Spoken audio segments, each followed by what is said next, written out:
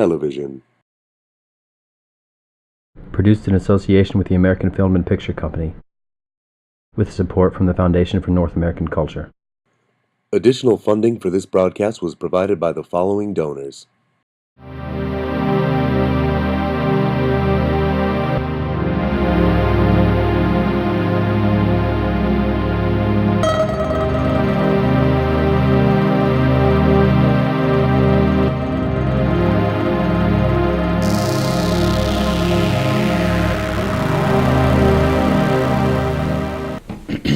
Thank you for joining us for our 135th broadcast of Late Night Interview. I'm your host, Benjamin Forrest, and I'm here with our guest, Ernie Gumboldt, author of the new self-help book, Success, the Ernie Gumboldt Way.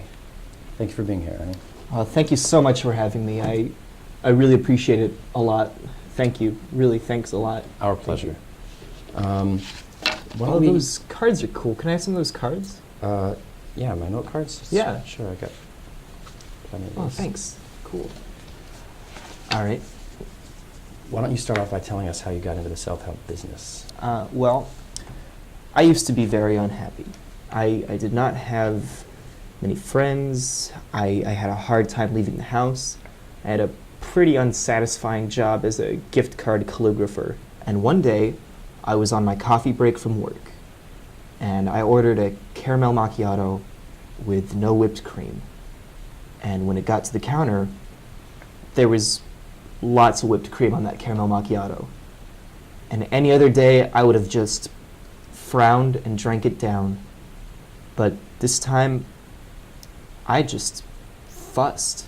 I just threw... You made a fuss. I just made a fuss. I went right up to that counter.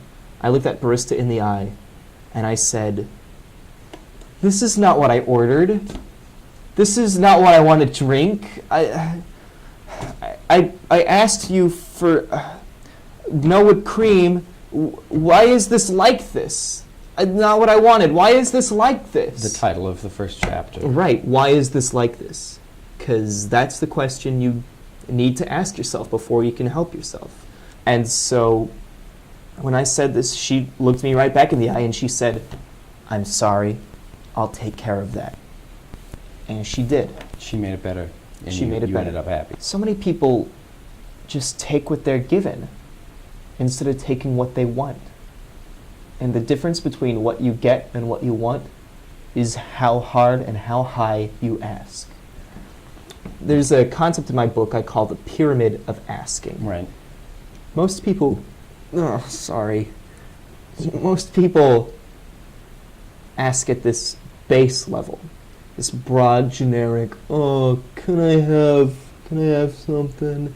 I wouldn't respond. I wouldn't even respond to that. Nobody would respond to that. I'd probably just ignore that kind of request. It's That's the sort of disrespect that people get in their everyday lives. I used to walk down the street and nobody would look at me.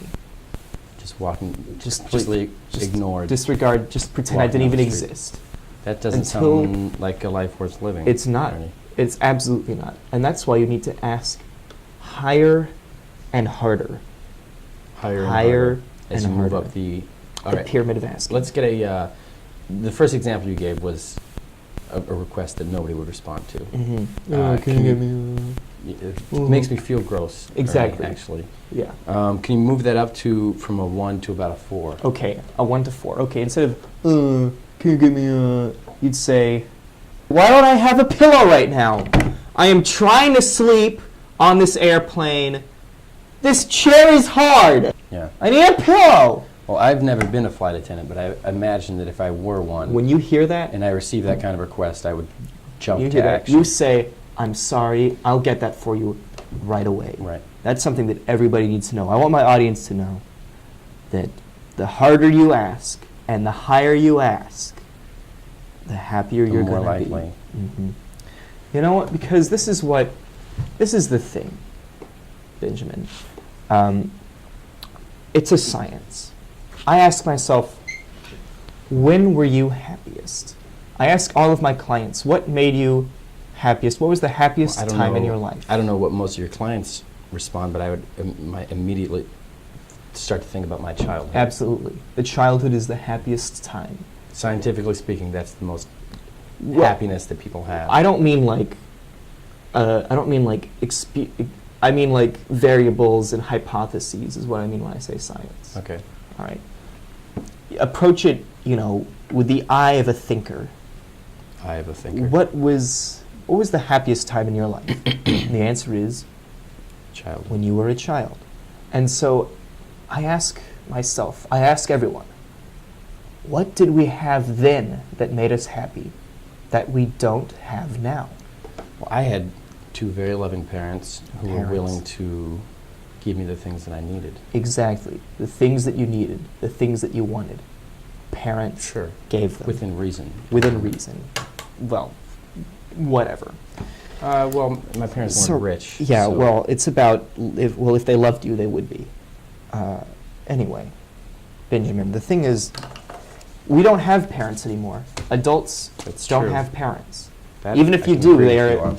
Even if you have parents, they are not the parents you wanted. They are not the parents you needed.